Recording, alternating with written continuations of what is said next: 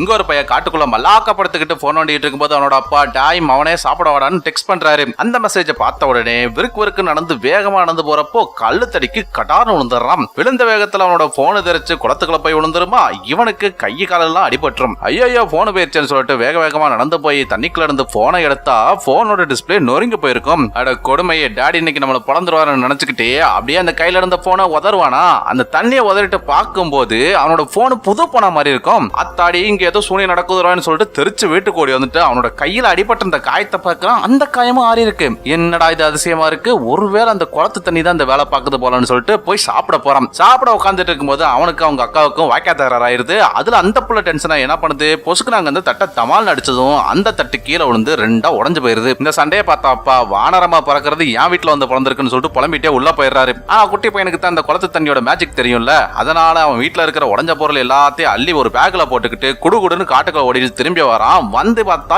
எல்லா பொருளுமே அப்படியே புதுசா மாறி இருக்கு. இப்படி இருக்கும்போது அவனுக்கு அவனோட செத்து போன அம்மாவை உயிரோட கொண்டு வரணும்னு ஒரு நினைப்பு வந்துருது. அவனோட அம்மாவோட அஸ்தியை எடுத்துக்கிட்டு அப்படியே காட்டுக்குள்ள ஓடிடுறான். இதையே அவனோட அக்கா பாத்துறான். எங்க போறான் அந்த குட்டி பயவுலன்னு சொல்லிட்டு அவளும் பின்னாடியே ஃபாலோ பண்ணிட்டு போறா. போகும்போது அவளோட டிராயிங் புக்கையும் சேர்த்து எடுத்துட்டு போயிருப்பான். இவன் நேரா அந்த குளத்துக்கு போயிட்டு அவனோட அம்மா அஸ்தியை கரைக்க போகும்போது கரெக்டா பின்னாடி வர்ற பாப்பா டாய் அம்மாவோட அஸ்தி என்னடா பண்ண போறா குர்ரா அப்படின்னு சொல்லிட்டு அவங்ககிட்ட இருந்து புடுங்க ரெண்டு பேத்துக்கும் கை கலப்பாகி பொசுக்குன்னு அந்த டிராயிங் புக்கு குளத்துக்குள்ள வந்துருது. உடனே அந்த புக் எடுத்துக்கிறாங்க. அந்த குளத்தோட தண்ணி அப்படியே கொதிக்க ஆரம்பிச்சிருது. போச்சுரா ஏதோ நடக்க போகுதுன்னு சொல்லிட்டு ரெண்டு பேருமே குடுகுடுன்னு வீட்டுக்கு ஓடி வந்துடுறாங்க. வீட்டுக்கு வந்ததுக்கு அப்புறம் தான் தெரியுது அந்த ஸ்கெட்ச் புக்ல இருந்துச்சுல்ல அந்த டிராயிங் எதுவுமே உள்ள இருக்காது. ஆக்சுவலா அந்த பிள்ளை என்ன பண்ணிருப்பானா, இந்த மனுஷங்களையே பிடிக்காம அந்த மனுஷங்களை அழிக்கிறதுக்காக எப்படியெல்லாம் மிருகத்தை வரையலாம்னு சொல்லிட்டு அவரோட ஸ்கெட்ச் புக்ல அப்படியே கிறுக்கி வச்சிருந்திருப்பான். இப்ப என்ன ஆகுது, அந்த ஸ்கெட்ச் புக் தண்ணியில விழுந்ததுனால அந்த டிராயிங்ஸ் எல்லாமே அப்படியே மிருகமா மாற ஆரம்பிச்சிருது. இந்த விஷயத்த சின்ன பையன் அவனோட அப்பா கிட்ட சொல்ல அவரிட்டே பொடியா கனவு கண்டியாடா ஏன்டா அப்படி காலையிலே கடுப்பேத்துற போடான்னு சொல்லிட்டு ஸ்கூலுக்கு அனுப்பி வச்சிடறாரு.